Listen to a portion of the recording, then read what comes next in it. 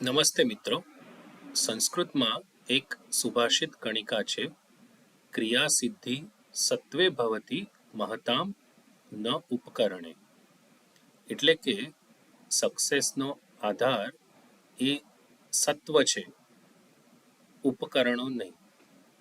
સત્વ એટલે માણસનો સંકલ્પ શક્તિ, ઉત્સાહ અને કમિટમેન્ટ.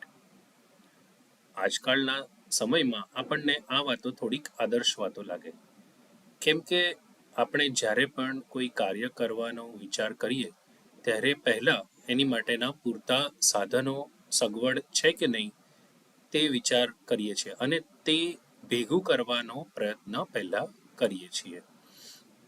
પરંતુ આ સુભાષિતના કહેવા પ્રમાણે સાધનો કરતાં માણસનું સત્વ વધારે જરૂરી છે સક્સેસ માટે.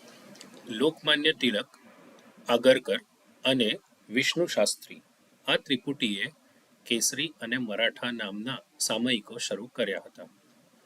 આ સામયિકો માટે તેમની પાસે શું સાધન સામગ્રી કે ઇન્ફ્રાસ્ટ્રક્ચર હતા?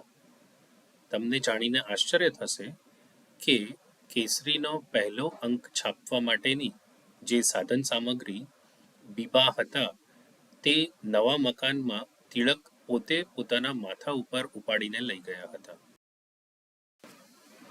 આ સામયિકો માટે તેમની પાસે હ્યુમન રિસોર્સિસ કેટલા અને કેવા હતા?